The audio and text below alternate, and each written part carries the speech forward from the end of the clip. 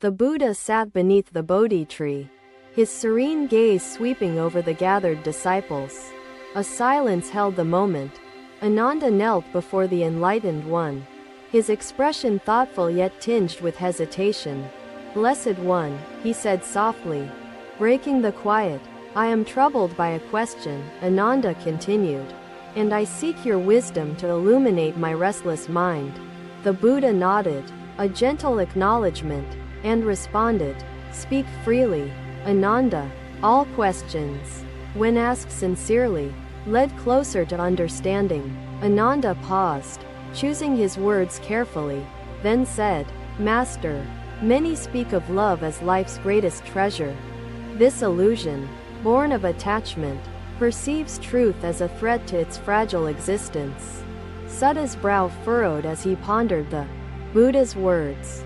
"But Master," he asked, "how can truth, which is pure, threaten the self?"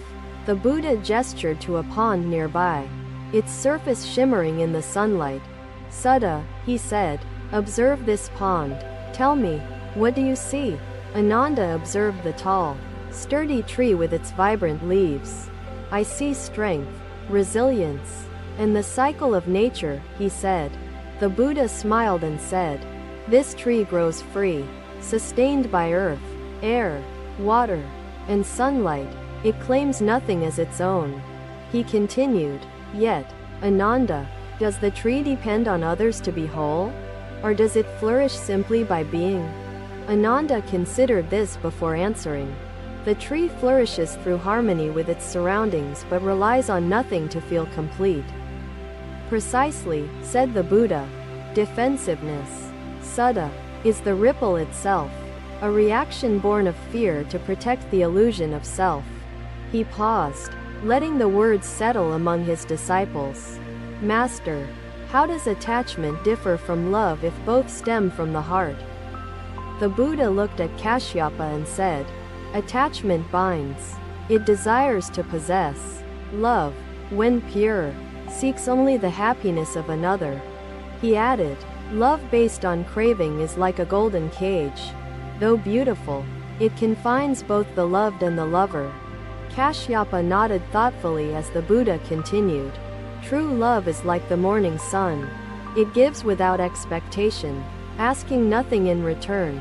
Another disciple, Purna, joined the conversation, saying, "But, Master, the world often teaches us to seek fulfillment in romantic bonds." The Buddha gazed at Purna kindly, and said, "The world seeks permanence in impermanence, joy in what is fleeting. Would you, Purna, find peace in holding tightly to water? Or would it slip through your grasp?" "It would slip," Purna admitted, lowering his gaze. "Yet we still hope for permanence in what brings us joy." "Master," the Buddha nodded solemnly, "that hope arises from ignorance, Purna. It overlooks the truth that all things are transient." A young monk, Sudatta, spoke then, his voice hesitant. "Master, are we wrong to feel joy and love when it comes to us?" "Number, Sudatta," the Buddha replied, "joy and love is not wrong, but clinging to it invites suffering." He continued, "A bird may rest on a branch and enjoy its shade, but it must fly when the moment comes." "Yet, Master," Sudatta persisted, "is not love a bond that connects all beings? Without it, wouldn't life feel empty?" The Buddha's gaze softened as he said, "Love does connect us, Sudatta, but attachment is what clouds the heart. When the lotus blooms in the pond," he continued, "does it demand the pond to stay forever unchanged?" "Number, Master," Sudatta said, realization dawning in his eyes. "The lotus blooms regardless and moves with the seasons." "Exactly," said the Buddha. "Love should bloom freely, without grasping for permanence in the impermanent." The Buddha then turned to the entire assembly, and said, "Let me share a story to illustrate this truth. There was once a man," he began, "who held a precious vase filled with clear, refreshing water. The man clung tightly to the vase, fearing he might lose it, but in his grasp, the vase cracked, the water spilled, And the man mourned not just the loss but the emptiness that remained. The Buddha said, "Now tell me, disciples," he asked, "was his sorrow caused by the vase, the water, or his attachment to them?"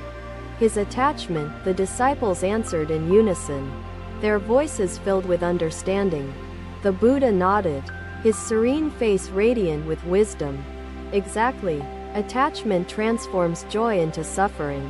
The man could have enjoyed the water while it lasted," he continued, "then released it without grief or regret.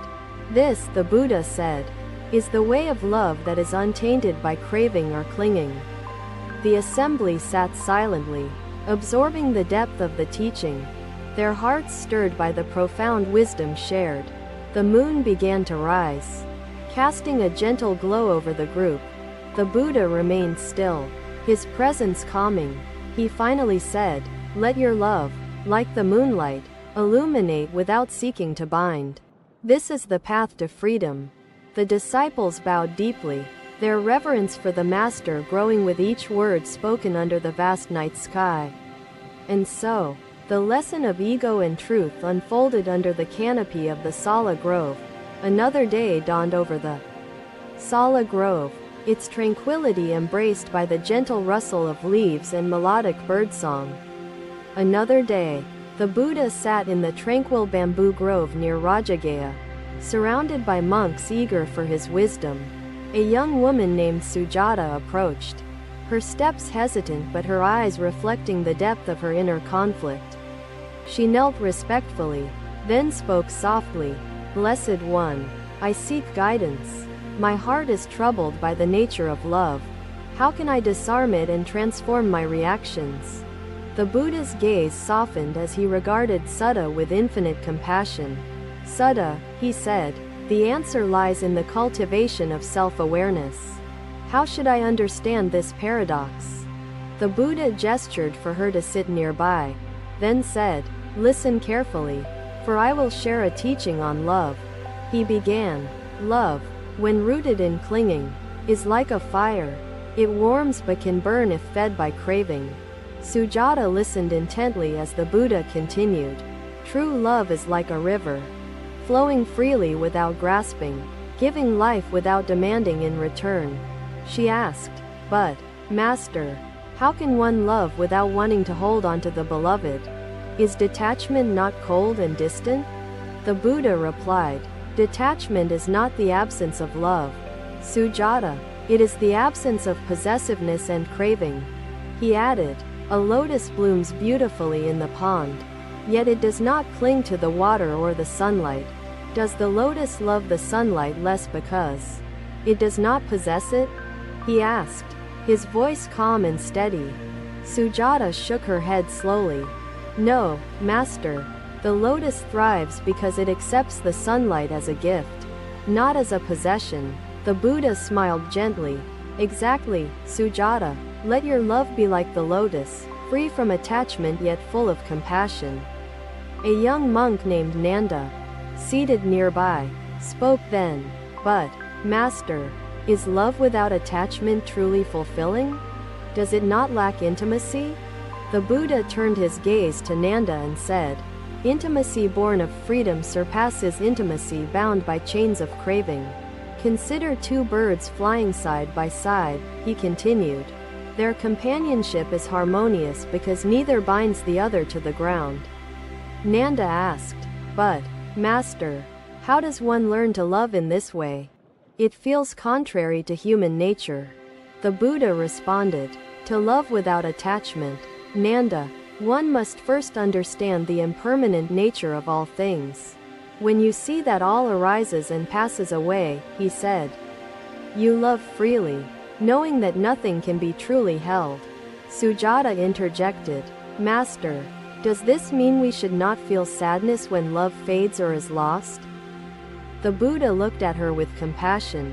"Sujata, sadness may arise, but suffering comes only when we resist the truth of change." He shared a parable. There was once a woman who carried a jar of honey, savoring its sweetness with each step.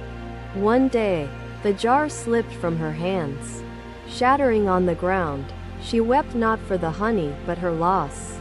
The honey was fleeting, as all things are. If she had cherished it without clinging, her heart would have remained light. Sujata asked, Master, how can one cherish without clinging? It feels so natural to hold tightly to what brings us joy. The Buddha replied, by cultivating mindfulness. Sujata, mindfulness teaches us to fully experience the present without grasping for permanence. He continued, when you hold water in your hands, you savor it briefly, knowing it cannot be held forever. Love is like that water, he said. It flows freely, and its beauty lies in its impermanence. Nanda spoke again, his tone reflective. Master, I have loved with attachment and suffered greatly. Is it possible to transform such love? The Buddha nodded. Yes, Nanda, love can be transformed by shifting your focus from possession to compassion.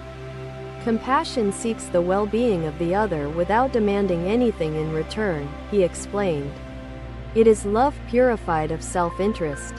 He added, when you love with compassion, your heart becomes a source of light, not a vessel of longing. Sujata asked, but, Master, is it wrong to wish for love to be reciprocated? Does that not bring mutual joy? The Buddha answered, reciprocity is natural. Sujata, but craving for it leads to disappointment. True joy comes from giving without expectation. He shared another teaching. A lamp lights many paths, yet it asks nothing of those who benefit from its light. Be like the lamp, he said. The Buddha gestured toward the horizon, where distant mountains stood unwavering against the sky. Observe the mountains, he said. Sujata bowed deeply, her face serene as she said, thank you, Blessed One. I understand now that love must be free to flourish. Nanda, too, bowed, saying, Master, your teachings have opened my eyes. I will strive to love with compassion, not with clinging. The Buddha smiled, his expression radiant with understanding. Go, and let your love be a path to liberation, not a source of bondage. The disciples departed, each carrying the teaching as a guiding light for their own relationships and understanding of love. The bamboo grove remained still, its tranquility a testament to the enduring truth of the Buddha's words. Thus, the teaching of loving without clinging was shared, a lesson that would echo through the hearts of generations to come. Another day, the Buddha walked through the gardens of Kapilavastu, his serenity drawing disciples and visitors alike to his presence. King Suddhodana, aged but dignified, approached his son, the Enlightened One, with a heart heavy yet seeking understanding. My son, the king began, his voice steady but sorrowful. Your renunciation brought grief to my heart. Was my love misplaced? The Buddha looked at his father with profound compassion, his gaze soft yet steady like the still waters of a lake. Father, the Buddha said, love for your family is not misplaced, but when clouded by attachment, it becomes a source of suffering. The king asked, how can love be without attachment? My son, as a father, I could not help but want you to stay. The Buddha smiled gently and said, attachment binds both the giver and receiver. Compassionate love, free of clinging, liberates all. He continued, think of a gardener, father, who nurtures flowers. Does the gardener weep when the flowers wither and fade? The king replied, no, my son, for the gardener understands the nature of seasons and accepts the cycle of blooming and fading. Exactly, the Buddha said. The gardener loves the flowers without demanding their permanence, finding joy in their impermanence. The king reflected on this and asked, but as a father, my love yearns for your presence. Is that yearning inherently wrong? Yearning arises naturally, Father, the Buddha said, but clinging to it creates sorrow when life inevitably changes. He added, a river flows freely, bringing life wherever it goes.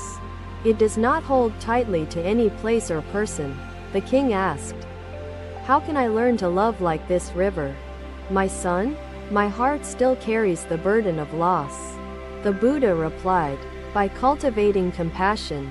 Father, compassion extends love to all without seeking to possess or control.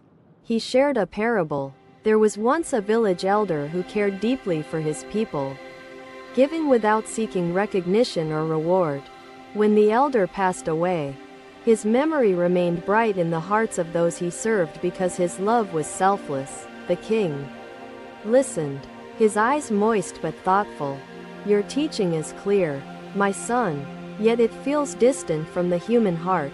The Buddha responded, Father, the path of liberation is not easy, but it is attainable with mindfulness and understanding. He continued, when love is guided by compassion, it transforms into a force that heals and uplifts, rather than binds and limits. A disciple named Sariputta, standing nearby, spoke, Master, does compassion mean we must suppress our emotions and deny our feelings?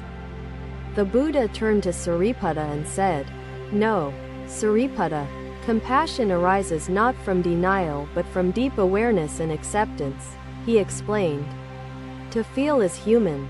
To cling to those feelings, seeking permanence in them, is what leads to suffering. The king said, Your words bring clarity, my son, but how do I let go of the pain I have carried? The Buddha gestured to a nearby tree and said, Father, see this tree. It sheds its leaves without resistance, knowing they will return. He added, letting go does not mean forgetting or abandoning love. Lord, if life is impermanent, how do we find purpose amidst its fleeting nature? The Buddha's eyes shone with compassion as he replied, Purpose arises not from permanence, but from the love and care we bring to each moment. He gestured toward a small child in the crowd, laughing despite the famine's grip. The king bowed his head, saying, Your wisdom humbles me, my son. I will strive to love without attachment and with compassion. The Buddha smiled gently, his presence a beacon of peace. May your love, like the moon, illuminate without grasping or clinging. Each grain is separate, yet together they form the earth that nourishes life, he said. In recognizing our shared struggles, we find the strength to lift each other. The farmer, now gazing at the sky, said, Lord Buddha, the sky feels endless, yet it too must hold storms and darkness. How does it endure? Buddha looked upward, the vast expanse mirroring his boundless wisdom. Thank you for watching. Buddha's teachings are always with you. Subscribe to our channel and we will see you in the next video.